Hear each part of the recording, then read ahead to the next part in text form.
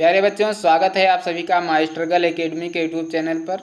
बच्चों, आज हम राष्ट्रीय आय एवं योग्यता आधारित छात्रवृत्ति योजना परीक्षा आपकी जो चल रही है, जो होने वाली है 6 नवंबर को, उसका मॉडल पेपर लेकर आए हैं। आज हम सामाजिक विषय के 35 क्वेश्चन करने वाले हैं और ये क्वेश्चंस बहुत इंपॉर्टेंट हैं। आपकी परीक्षा की दृष्टि से ये सारे क्वेश्चन बहुत इंपॉर्टेंट होने वाले हैं और आपको अंत में बताना है कि आपके 35 में से कितने क्वेश्चन सही होते हैं। और इस वीडियो को सभी लोग लाइक कर दें और अगर चैनल को पहली बार देख रहे हैं तो चैनल को सब्सक्राइब करें और वीडियो को ज़्यादा से ज़्यादा शेयर करें। और हाँ, एक बात और कि अगर आप इस मॉडल पेपर की आप PDF प्राप्त करना चाहते हैं तो आप हमारे टेलीग्राम चैनल को ज्वाइन कर सकते हैं। टेलीग्राम चैनल को ज्वाइन करने के लिए आपको हमारे यूट्यूब के डिस्क्रिप्शन में जाना होगा। डिस्क्रिप्शन में आपको हम अपने टेलीग्राम चैनल की लिंक दे देंगे, वहां से आप हमारे टेलीग्राम चैनल को ज्वाइन कर सकते हैं और इन सारे जो मॉडल पेपर हैं उनकी PDF प्राप्त कर सकते हैं। PDF प्राप्त करने के साथ साथ अगर इन सारे क्वेश्चंस का आंसर भी प्राप्त करना चाहते हैं तो भी आपको हमें हमारे टेलीग्राम चैनल पर इनके सारे क्वेश्चन के साथ साथ उनके आंसर भी दे दिए जाएंगे। तो बढ़ते हैं अपने क्वेश्चन की तरफ, अपने प्रश्नों की तरफ। पहला क्वेश्चन हमने लिया है। पहला क्वेश्चन है कि राज्यसभा के सदस्यों का कार्यकाल होता है। बहुत इंपॉर्टेंट क्वेश्चन है सामाजिक विषय का। राज्यसभा के सदस्यों का कार्यकाल होता है। ऑप्शन ए है 4 वर्ष, ऑप्शन बी है 5 वर्ष, ऑप्शन सी है 6 वर्ष, ऑप्शन डी है 7 वर्ष यानी 7 वर्ष। तो जो राज्यसभा के सदस्यों का कार्यकाल होता है वो 5 वर्ष होता है, सभी को पता भी होगा। तो आपका ऑप्शन नंबर बी सही हो जाता है, 5 वर्ष। इसके बाद क्वेश्चन नंबर 2 है कि राज्यसभा में राष्ट्रपति कितने सदस्यों को मनोनीत करता है। तो इसके लिए 4 ऑप्शन दिए गए हैं। ऑप्शन ए है 12, ऑप्शन बी है 15, ऑप्शन सी है 10, ऑप्शन डी है 11। तो राज्यसभा में राष्ट्रपति जो है वह 12 सदस्यों को मनोनीत करता है, यानी कि ऑप्शन नंबर ए आपका राइट हो जाता है। 12 सदस्यों को वो मनोनीत करता है। Option number A is the right answer. बढ़ते हैं क्वेश्चन नंबर 3 की तरफ। क्वेश्चन नंबर 3 है कि क्षेत्रफल की दृष्टि से सबसे छोटा राज्य है। बहुत इंपॉर्टेंट क्वेश्चन है। आपको क्षेत्रफल की दृष्टि से बताना है कि सबसे छोटा राज्य कौन सा है। ऑप्शन नंबर ए है त्रिपुरा, ऑप्शन बी है मणिपुर, ऑप्शन सी है मेघालय, ऑप्शन डी है गोवा। क्षेत्रफल की दृष्टि से सबसे छोटा राज्य कौन सा है, इसका आंसर आपको बताना है। तो आप सभी को पता भी होगा कि क्षेत्रफल की दृष्टि से सबसे छोटा राज्य जो है वो है आपका गोवा। गोवा क्षेत्रफल की दृष्टि से सबसे छोटा राज्य है, यानी कि ऑप्शन नंबर डी आपका सही आंसर होता है। बढ़ते हैं क्वेश्चन नंबर 4 की तरफ। क्वेश्चन नंबर 4 है कि चीनी यात्री ह्वेनसांग आया था। आपको बताना है जो चीनी यात्री था ह्वेनसांग वो किसके शासनकाल में आया था। ऑप्शन नंबर ए है चंद्रगुप्त के समय, ऑप्शन बी है चंद्रगुप्त मौर्य के समय, ऑप्शन सी है हर्षवर्धन के समय, ऑप्शन डी है इनमें से कोई नहीं। चीनी यात्री जो ह्वेनसांग था वो किसके शासनकाल में आया था, इसका आंसर आपको बताना है। तो ह्वेनसांग जो आया था वो हर्षवर्धन के शासनकाल में आया था। ऑप्शन नंबर सी आपका सही हो जाता है। इसके बाद है क्वेश्चन नंबर 5 है उत्तर दिशा का पता चलता है। बहुत इंपॉर्टेंट क्वेश्चन है। हम कैसे जान पाएंगे कि यह उत्तर दिशा है, तो इसके लिए हम अनुमान लगाते हैं। ऑप्शन ए है सूर्य से, ऑप्शन बी है चंद्रमा से, ऑप्शन सी है ध्रुव तारे से, ऑप्शन डी है पृथ्वी से। तो जब भी हम उत्तर दिशा का पता लगाते हैं तो उसके लिए हम ध्रुव तारे को देखते हैं, यानी कि ऑप्शन नंबर सी आपका राइट हो जाएगा। ध्रुव तारे से हम उत्तर दिशा का अनुमान लगाते हैं या उत्तर दिशा का पता चलता है। क्वेश्चन नंबर 6 है कि भारत का नेपोलियन कहा जाता है। बहुत इंपॉर्टेंट क्वेश्चन है। भारत का नेपोलियन किसे कहा जाता है।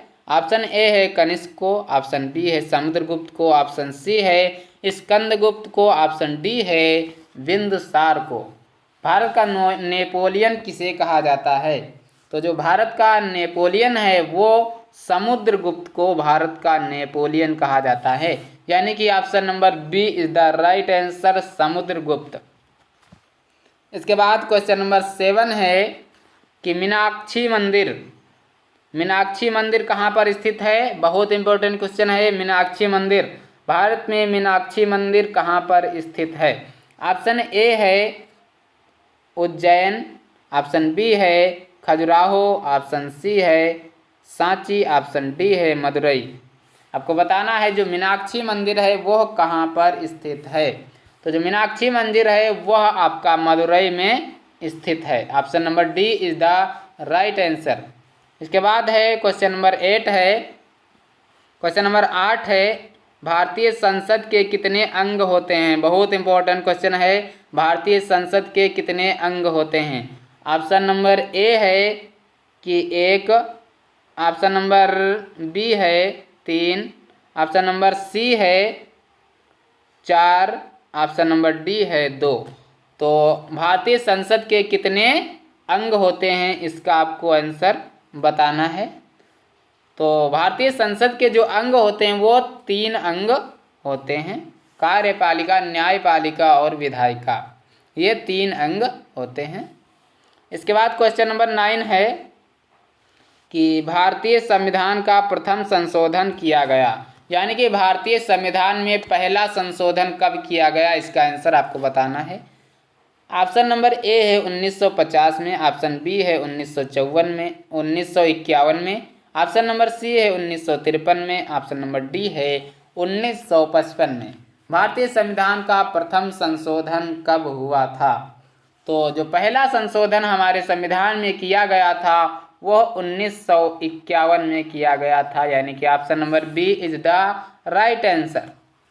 क्वेश्चन नंबर 10 है कि सवाना घास का मैदान है, तो बताना है आपको सवाना घास का मैदान कहाँ है। ऑप्शन नंबर ए है रूस का, ऑप्शन नंबर बी है पूर्वी अफ्रीका का, ऑप्शन नंबर सी है अमेरिका का, ऑप्शन नंबर डी है अर्जेंटीना का। बताना है आपको जो सवाना घास का मैदान है वो कहाँ पर है। तो जो सवाना घास का मैदान है वो पाया जाता है अफ्रीका में, यानी कि पूर्वी अफ्रीका आपका सही आंसर हो जाता है। Option number B is the right answer. इसके बाद क्वेश्चन नंबर 11 है महात्मा बुद्ध ने अपना पहला धर्म उपदेश कहाँ पर दिया था।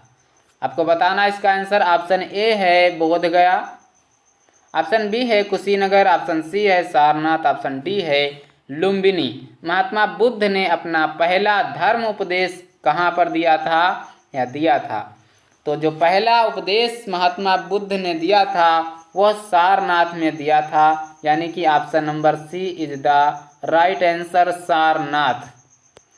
इसके बाद क्वेश्चन नंबर 12 है कि नीति आयोग की स्थापना हुई थी। आपको बताना है नीति आयोग की स्थापना कब हुई थी। तो इसके लिए ऑप्शन दिए गए हैं। ऑप्शन 1 है, ऑप्शन नंबर ए है कि 1 जनवरी 2015, ऑप्शन नंबर बी है 14 फरवरी 2015, ऑप्शन सी है 31 मार्च 2015, ऑप्शन डी है 1 अप्रैल 2015। नीति आयोग की स्थापना कब हुई थी इसका आंसर आपको बताना है। तो जो नीति आयोग की स्थापना हुई थी वो हुई थी आपकी 1 जनवरी 2015, यानी कि option number A is the right answer. 1 जनवरी 2015, 1 जनवरी 2015 में नीति आयोग की स्थापना हुई थी। इसके बाद क्वेश्चन नंबर 13 है। क्वेश्चन नंबर 13 है कि विश्व में सबसे बड़ी मीठी पानी की झील है। बहुत इंपॉर्टेंट क्वेश्चन है। ऑप्शन नंबर ए है सुपीरियर झील, ऑप्शन बी है बैकाल झील, ऑप्शन डी है डल झील, ऑप्शन सी है डल झील, ऑप्शन डी है विक्टोरिया झील। विश्व में सबसे बड़ी मीठे पानी की झील बताना है आपको, इसमें कौन सा सही आंसर है। ऑप्शन ए है सुपीरियर झील, ये तो गर्म पानी की झील है। ऑप्शन बी आपका सही हो जाता है बैकाल झील। बैकाल झील जो है ये मीठे पानी की झील यानी कि ठंडे पानी की झील भी है। तो इसके बाद 14 नंबर प्रश्न है कि गल्फ स्ट्रीम है, बहुत इंपॉर्टेंट क्वेश्चन है। गल्फ स्ट्रीम क्या है? ऑप्शन ए है ठंडी जलधारा, ऑप्शन बी है मिश्रित जलधारा, ऑप्शन सी है हिंद महासागर की जलधारा, ऑप्शन डी है गर्म जलधारा। तो जो गल्फ स्ट्रीम है वो आपकी है गर्म जलधारा, यह एक गर्म जलधारा है गल्फ स्ट्रीम। इसके बाद है क्वेश्चन नंबर 15 है कि नीति आयोग का पूरा नाम क्या है? बहुत इंपॉर्टेंट क्वेश्चन है। ऑप्शन नंबर ए है राष्ट्रीय भारत परिवर्तन संस्थान, ऑप्शन बी है राष्ट्रीय योजना आयोग, ऑप्शन सी है राष्ट्रीय वित्त आयोग, ऑप्शन डी है इनमें से कोई नहीं। नीति आयोग का पूरा नाम क्या है? बहुत इंपॉर्टेंट क्वेश्चन है। तो इसका जो पूरा नाम है नीति आयोग का, उसे हम राष्ट्रीय भारत परिवर्तन संस्थान के नाम से भी जानते हैं। तो नीति आयोग का पूरा नाम राष्ट्रीय भारत परिवर्तन संस्थान है। क्वेश्चन नंबर 16 है कि बंगाल का विभाजन हुआ था। आपको बताना इसका आंसर, बहुत इंपॉर्टेंट क्वेश्चन भी है ये। ऑप्शन ए है 1905 में, ऑप्शन बी है 1906 में, ऑप्शन सी है 1901 में, ऑप्शन डी है 1904 में। बंगाल का विभाजन कब हुआ था? इसका आंसर आपको बताना है। तो इसका जो सही आंसर हो जाता है वो 1905, यानी कि option number A is the right answer. 1905 में बंगाल का विभाजन हुआ था। इसके बाद क्वेश्चन नंबर 17 है कि ओजोन परत पाई जाती है। ओजोन परत कहाँ पर पाई जाती है? ऑप्शन ए है क्षोभ मंडल में, ऑप्शन बी है समताप मंडल में, ऑप्शन सी है आयन मंडल में, ऑप्शन डी है मध्य मंडल में। आपको बताना है कि ओजोन परत कहाँ पर पाई जाती है। तो जो ओजोन परत आपकी पाई जाती है वो पाई जाती है समताप मंडल में, यानी कि B is the right answer, समताप मंडल। समताप मंडल में जो है ओजोन परत पाई जाती है।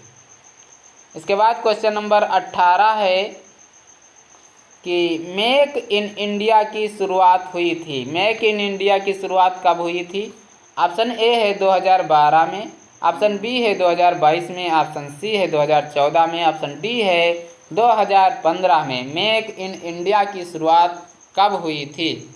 तो जो मेक इन इंडिया की शुरुआत हुई थी वह हुई थी आपकी 2014 में। 2014 में मेक इन इंडिया की शुरुआत हुई थी, यानी कि option number C is the right answer, 2014। हाँ, इसके बाद बढ़ते हैं क्वेश्चन नंबर 19 की तरफ। क्वेश्चन नंबर 19 है कि माध्याह्न भोजन योजना की शुरुआत हुई थी। आपको बताना है माध्याह्न भोजन योजना की शुरुआत कब हुई थी। तो इसके लिए ऑप्शन है, ऑप्शन ए है कि 1998 में, ऑप्शन बी है 1995 में, ऑप्शन सी है 1999, ऑप्शन डी है 1997। माध्याह्न भोजन योजना की जो शुरुआत हुई थी वो हुई थी आपकी 1995 में। 1995 में माध्याह्न भोजन योजना की शुरुआत हुई थी, 15 अगस्त 1995 को। चलिए बढ़ते हैं क्वेश्चन नंबर 20 की तरफ। क्वेश्चन नंबर 20 है कि तुम मुझे खून दो मैं तुम्हें आज़ादी दूंगा, नारा किसने दिया था? बहुत इंपॉर्टेंट क्वेश्चन है कि तुम मुझे खून दो मैं तुम्हें आज़ादी दूंगा, ये नारा किसने दिया था? ऑप्शन ए है बाल गंगाधर तिलक ने, ऑप्शन बी है वतुकेशर दत्त ने, ऑप्शन सी है राम प्रसाद बिस्मिल ने, ऑप्शन डी है सुभाष चंद्र बोस ने। तुम मुझे खून दो मैं तुम्हें आज़ादी दूंगा, ये जो नारा दिया था वो दिया था आपका D is the right answer, यानी कि सुभाष चंद्र बोस। सुभाष चंद्र बोस ने कहा था कि तुम मुझे खून दो मैं तुम्हें आज़ादी दूंगा। इसके बाद क्वेश्चन नंबर 21 है कि मौसम संबंधी गतिविधियां होती हैं, मौसम संबंधी जो गतिविधियां होती हैं वो किस मंडल में होती हैं? आपको इसका आंसर बताना है। ऑप्शन ए है आयन मंडल, ऑप्शन बी है मध्य मंडल, ऑप्शन सी है क्षोभ मंडल में, ऑप्शन डी है मध्य मंडल में। ये दोनों आंसर सेम हो गए हैं, कोई दिक्कत नहीं है। आपको छोड़ देना है। बाकी बताना है आयन मंडल में, मध्य मंडल में, क्षोभ मंडल में, इनमें से कौन से मंडल में मौसम संबंधी गतिविधियाँ होती हैं। तो जो मौसम संबंधी गतिविधियाँ होती हैं वो आपके क्षोभ मंडल में होती हैं, यानी कि option number C is the right answer, क्षोभ मंडल में। बढ़ते हैं क्वेश्चन नंबर 22 की तरफ। क्वेश्चन नंबर 22 है, आर्य समाज की स्थापना किसने की थी। बहुत इंपॉर्टेंट क्वेश्चन है, आर्य समाज की स्थापना किसने की थी। ऑप्शन ए है महात्मा गांधी ने, ऑप्शन बी है दयानंद सरस्वती ने, ऑप्शन सी है रामकृष्ण परमहंस, ऑप्शन डी है स्वामी श्रद्धानंद। तो जो आर्य समाज की स्थापना की थी वो की थी दयानंद सरस्वती जी ने, option B is the right answer. इसके बाद क्वेश्चन नंबर 23 है कि इनकलाब जिंदाबाद का नारा दिया था। आपको बताना है इनकलाब जिंदाबाद का नारा किसने दिया था। ऑप्शन ए है चंद्रशेखर आज़ाद ने, ऑप्शन बी है सरदार भगत सिंह ने, ऑप्शन सी है राम प्रसाद बिस्मिल ने, ऑप्शन डी है राजगुरु ने। इनकलाब का नारा किसने दिया था, किस क्रांतिकारी ने इनकलाब जिंदाबाद का नारा दिया था। तो इनकलाब जिंदाबाद का नारा जो दिया था वो सरदार भगत सिंह जी ने दिया था। सबसे पहले सरदार भगत सिंह ने इनकलाब जिंदाबाद का नारा दिया था। इसके बाद क्वेश्चन नंबर 24 है कि किस नदी में विश्व का सबसे बड़ा नदी द्वीप मांजुली स्थित है। बहुत इंपॉर्टेंट क्वेश्चन है कि किस नदी में विश्व का सबसे बड़ा नदी द्वीप मांजुली द्वीप स्थित है। बहुत इंपॉर्टेंट है। ऑप्शन ए है इसके लिए ब्रह्मपुत्र में, ऑप्शन बी है गंगा में, ऑप्शन सी है यमुना में, ऑप्शन डी है चंबल में। किस नदी द्वीप में, यानी कि किस नदी में विश्व का सबसे बड़ा नदी द्वीप मांजुली स्थित है। तो ये जो मांजुली द्वीप है वो आपका जो स्थित है वह है ब्रह्मपुत्र नदी में। ब्रह्मपुत्र नदी में मांजुली द्वीप स्थित है, यानी कि option number A is the right answer. A आपका सही आंसर होता है। क्वेश्चन नंबर 25 है कि नगर पालिका का निर्वाचन किसकी देखरेख में संपन्न होता है। बहुत इंपॉर्टेंट क्वेश्चन है। जो नगर पालिका का निर्वाचन होता है वह किसकी देखरेख में होता है। ऑप्शन ए है राष्ट्रीय निर्वाचन आयोग, ऑप्शन बी है राज्य निर्वाचन आयोग, ऑप्शन सी है जनपदीय निर्वाचन आयोग, ऑप्शन डी है इनमें से कोई नहीं। नगर पालिका का निर्वाचन किसकी देखरेख में होता है। तो ये जो निर्वाचन होता है वो राज्य निर्वाचन आयोग की देखरेख में होता है। इसके बाद क्वेश्चन नंबर 26 है कि महारानी लक्ष्मीबाई की समाधि स्थित है। महारानी लक्ष्मीबाई की समाधि कहाँ पर स्थित है आपको बताना है। ऑप्शन ए है मांडला, ऑप्शन बी है झांसी, ऑप्शन सी है ग्वालियर, ऑप्शन डी है जबलपुर। तो महारानी लक्ष्मीबाई की जो समाधि है वो स्थित है ग्वालियर में। ग्वालियर में महारानी लक्ष्मीबाई की समाधि स्थित है। Option number C is the right answer. इसके बाद क्वेश्चन नंबर 27 है मंगल पांडे। मंगल पांडे ने 1857 में विद्रोह किया था। कहाँ पर किया था ये आपको बताना है। ऑप्शन ए है मेरठ में, ऑप्शन बी है बैरकपुर में, ऑप्शन सी है अम्बाला में, ऑप्शन डी है कोलकाता में। मंगल पांडे ने 1857 में विद्रोह कहाँ पर किया था। तो जो मंगल पांडे थे उन्होंने 1857 में सबसे पहले विद्रोह जो किया था वह किया था बैरकपुर छावनी में। B is the right answer, Barrackpore में। चलिए बढ़ते हैं क्वेश्चन नंबर 28 की तरफ। क्वेश्चन नंबर 28 है कि ब्रह्म समाज की स्थापना किए थे। ब्रह्म समाज की स्थापना किसने किया था। अभी हमने आर्य समाज की स्थापना के बारे में पढ़ा, अब हम ब्रह्म समाज की स्थापना किसने किया था इसका आंसर आपको बताना है। तो जो ब्रह्म समाज की स्थापना किया था ऑप्शन इसके लिए दिए गए हैं राजा राम मोहन राय, ऑप्शन बी है कि स्वामी विवेकानंद, ऑप्शन सी है बाल गंगाधर तिलक, ऑप्शन डी है स्वामी दयानंद सरस्वती। तो ब्रह्म समाज की जो स्थापना किए थे उनका नाम था राजा राम मोहन राय। राजा राम मोहन राय जी ने ब्रह्म समाज की स्थापना की थी। इसके बाद क्वेश्चन नंबर 29 है सोएज नहर। सोएज नहर जोड़ती है, किसे जोड़ती है आपको इसका आंसर बताना है। ऑप्शन ए है सुपीरियर और ह्यूरिन को, ऑप्शन बी है प्रशांत और अंध महासागर को, ऑप्शन सी है लाल सागर और भूमध्य सागर को, ऑप्शन डी है उत्तरी सागर और बाल्टिक सागर को। तो सुएज नहर किसको जोड़ती है? तो जो सुएज नहर है वो जोड़ती है लाल सागर और भूमध्य सागर को, ये जोड़ने का कार्य करती है सुएज नहर। Option number C is the right answer, लाल सागर और भूमध्य सागर। इसके बाद क्वेश्चन नंबर 30 है कि संविधान की कौन सी अनुसूची राजभाषा से संबंधित है? सभी को इसका क्वेश्चन पता होना चाहिए। ऑप्शन नंबर ए है 5वीं अनुसूची, ऑप्शन बी है 6ठी अनुसूची, ऑप्शन सी है 7वीं, ऑप्शन डी है 8वीं अनुसूची। तो संविधान की जो राजभाषा से संबंधित अनुसूची है वो आपकी अनुसूची आती है 8वीं अनुसूची। कोई भी हम भाषा की बात करते हैं राज्य संबंधी भाषा, तो वो 8वीं अनुसूची में आती है। Option number D is the right answer, 8वीं अनुसूची। इसके बाद क्वेश्चन नंबर 31 है कि खजुराहो मंदिर का निर्माण कराए थे, किसने कराया था? ऑप्शन ए है चालुक्य ने, ऑप्शन बी है चंदेल ने, ऑप्शन सी है पांडे ने, ऑप्शन डी है पल्लव ने। खजुराहो मंदिर का निर्माण किसने करवाया था? तो इसका जो सही आंसर हो जाता है वो आपका हो जाता है ऑप्शन नंबर बी, यानी कि चंदेल राजाओं ने खजुराहो मंदिर का निर्माण कराया था। Option number B is the right answer, Chandel.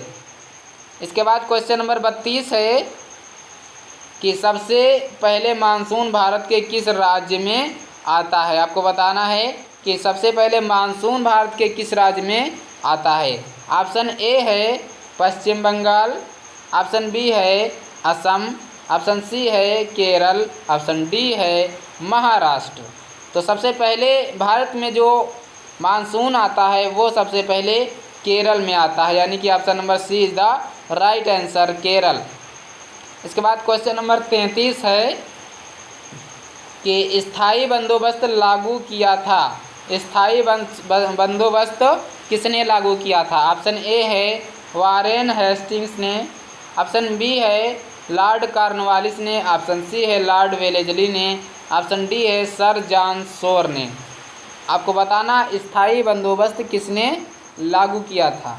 बहुत इंपॉर्टेंट क्वेश्चन है। तो स्थायी बंदोबस्त जो लागू किया था लॉर्ड कॉर्नवालिस ने, ये स्थायी बंदोबस्त लागू किया था। आंसर नंबर क्वेश्चन नंबर 33 का बी राइट हो जाता है, लॉर्ड कॉर्नवालिस। इसके बाद क्वेश्चन नंबर 34 है कि भारत की पहली रेलगाड़ी कब चलाई गई? सभी को पता होगा कि जो भारत की पहली रेलगाड़ी है वो कब चलाई थी और कहाँ तक चली थी। ऑप्शन ए है इसके लिए 1854, ऑप्शन बी है 1856, ऑप्शन सी है 1855, ऑप्शन डी है 1853। भारत की पहली रेलगाड़ी कब चलाई गई? तो जो भारत की पहली रेलगाड़ी थी वो 1853 में चलाई गई थी, बम्बे से ठाणे तक 1853 में ये रेलगाड़ी भारत में पहली बार चलाई गई थी।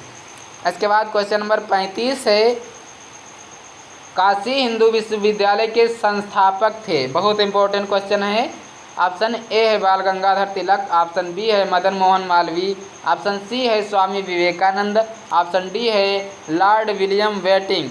काशी हिंदू विश्वविद्यालय के संस्थापक जो थे वो थे मदन मोहन मालवीय, यानी कि option number B is the right answer. Kashi Hindu Vishwavidyalaya के संस्थापक थे मदन मोहन मालवीय। तो यह थे आपके सामाजिक विज्ञान से संबंधित 35 प्रश्न जो आपकी परीक्षा के लिए बहुत इंपॉर्टेंट थे। आशा करता हूँ आपको यह वीडियो बहुत पसंद आई होगी। वीडियो पसंद आई है तो वीडियो को लाइक करें, चैनल को सब्सक्राइब करें और अपने दोस्तों के साथ इस वीडियो को शेयर करें। और अगर आप हमसे कुछ पूछना चाहते हैं तो टेलीग्राम चैनल पर मैसेज करके आप हमसे कुछ भी पूछ सकते हैं।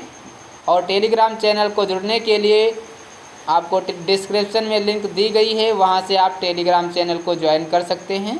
मिलते हैं अगले वीडियो में, तब तक के लिए जय हिंद, नमस्कार।